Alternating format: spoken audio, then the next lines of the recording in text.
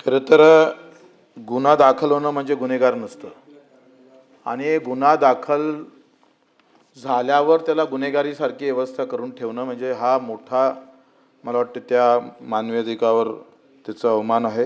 एकीकडे नागरी सुरक्षा म्हणायचं आणि नागरिकावरच अन्याय करायचा मला वाटतं फार विचित्र पद्धत आहे।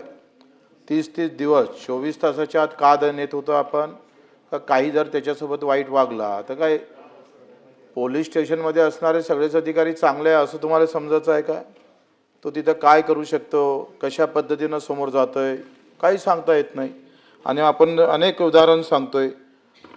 सभापती महोदय, मी जेव्हा इकडे मंत्री महोदयाच्या मीटिंगमध्ये बसलो आणि मला मागं तिकडे 307 गुन्हा दाखल केला। म्हणजे मी इकडे मंत्र्याच्या बैठकीत आहो आणि SP च्या विरोधात मी आंदोलन केलं। एका ठाणेदारानं एका गृहस्थाला त्याच्या पोरीला पळून नेलं म्हणून त्यानं तक्रार करायला गेला आणि तो ठाणेदार दारू पिलेला होता, त्या तक्रार करणाऱ्यालाच मारलं आणि मग आमच्या भाषेत आम्ही त्याला उत्तर दिलं आणि त्याचा डाव म्हणून त्याचा राग म्हणून SP नं माझ्या इकडला एक विरोधक पकडला आणि त्याला सांगितलं तू एक रिपोर्ट दे। पहिला रिपोर्ट वेगळा दिला माझ्या घरावर आले म्हणून आणि दुसरा रिपोर्ट माझ्यावर तलवार फिरवली बच्चू कडून, तो मी हजर नाही माहीत झाला तर तिसरा रिपोर्ट अधिक दिला आणि तिसऱ्या रिपोर्टमध्ये काय लिहिलं का बच्चू कडू हजर नव्हते पण त्याच्या सांगण्याहून तलवार फिरवली म्हणून 307 दाखल केला। हे प्रकार इतके चालू आहे आणि ठाणेदार तुम्ही सांगतोय का सत्ता आज आहे उद्या नाही आहे, कायमस्वरूपी सत्ता कोणाचीच नसतं।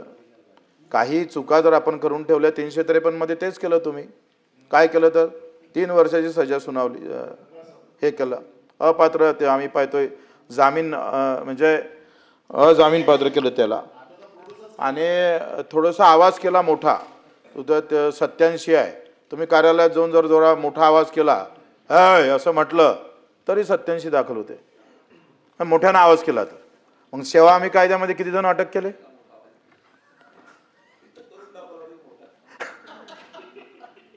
म्हणजे हे जे आपण पाहतोय, मी जेव्हा मंत्रालयात आम्ही हे झाले त्याच्यानंतर आंदोलन झाले ना आंदोलनानंतर लगेच कायदा आला, कर्मचारी अधिकाऱ्याच्या सोयीसाठी कायदा आला 353 अशाच पद्धतीनं आपण त्याच्या आता भोगत आहोत सगळेजण, तुम्ही आम्ही सगळेजण सगळ्याच पार्टीतले कार्यकर्ते त्याच्यात 353 मध्ये अटक होतात आणि त्याचा गैरफायदा घेत राहतोय। बरेच ठिकाणी आता तर धमक्यात देतोय तुम्ही जर जास्त कोणी केलं तर दे 353। हा जो व्यवस्था करून ठेवली आहे याच्यामध्ये जसं आता प्रवीणजीनं सांगितलं का अटकपूर्व जामीन हे तर त्याचा अधिकार आहे ना, तो न्यायालयीन बाब आहे। न्यायालय जेव्हा त्याला अटकपूर्व जामीन मंजूर करतं तर तो तर न्यायालय सगळं तपासतं ना त्याचं। आता तुम्ही जर त्याला 15-15 30-30 दिवस ठेवत असाल तर 30 दिवस ठेवलं तर तुम्हाला कस्टडीत ठेवायला माणसं कुठं आहे, जागा कुठं आहे, तुमच्या कस्टडी चांगल्या आहे? आजच जेलातले आम्ही पाहतो तुम्ही जर तिकडे जेलामध्ये पाठवले तर तिथे आरोपीची संख्या वाढत चाललेली आहे।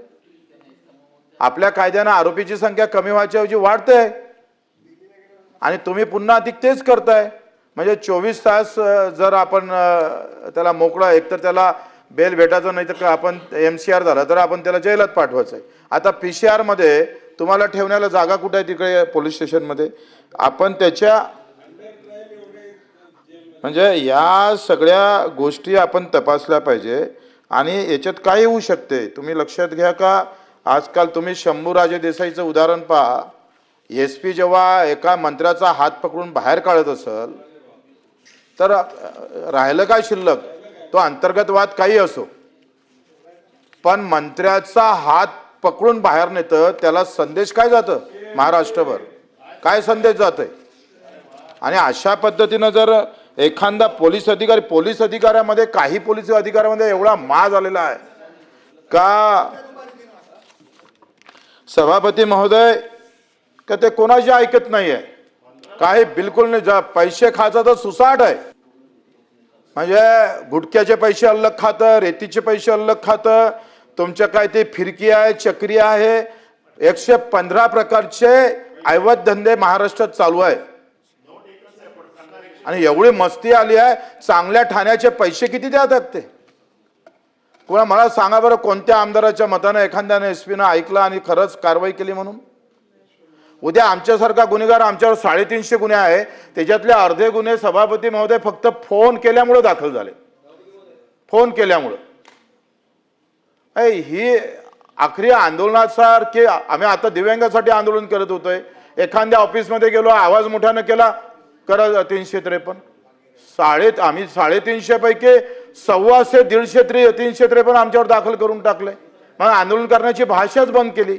ही जी व्यवस्था आहे तुमच्या या अशा बिलामुळं, कायद्यामुळं, आम्ही जरी सत्तेत असलो तरी ह्या ज्या तुम्ही काही अटकपूर्व जामीनचा असेल, हे असेल, बाकी बिल जरी चांगलं असेल, काही तरतुदी चांगल्या केल्या असेल, त्याला समर्थन करतो.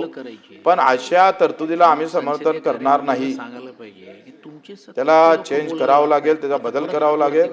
मला असं वाटतं त्याबाबत स्पष्ट भूमिका तुम्ही केली पाहिजे. काही दुरुस्त्या करणं आवश्यक आहे.